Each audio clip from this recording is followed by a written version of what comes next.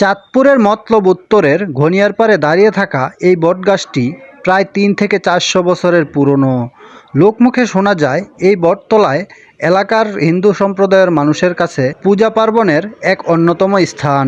বছরের পর বছর ধরে এই বৃক্ষটি ছায়া দিয়ে আসছে, যেন এক মমতাময়ী মায়ের মতো আগলে রেখেছে সকলকে। হিন্দু সম্প্রদায়ের মানুষেরা এই বটতলায় পূজা করে আসছে প্রজন্মের পর প্রজন্ম ধরে। তারা বিশ্বাস করে এই বটবৃক্ষের ছায়ায় বসলে মনের আশা পূরণ হয়, জীবনে আসে শান্তি। বটতলায় প্রতি বছর বিভিন্ন রকম মেলা এবং বিভিন্ন সাংস্কৃতিক অনুষ্ঠান হয়। তখন এলাকার মানুষের কাছে এক উৎসবের দিন হয়ে ওঠে। এই বটগাছটির শাখা প্রশাখা প্রায় ১ একর জমি জুড়ে বিস্তৃত। বৃক্ষটির গায়ে লেখা আছে অনেক মানুষের নাম, যারা এই বৃক্ষের ছায়ায় বসে জীবনের অনেক গুরুত্বপূর্ণ সিদ্ধান্ত নিয়েছে। স্থানীয় মানুষেরা এই বৃক্ষটিকে মা বলে ডাকে, কারণ এটি তাদের জীবনে মায়ের মতো স্নেহ দেয়। মতলব উত্তরের এই বটবৃক্ষটি এখন এক অন্যতম পর্যটন স্থান।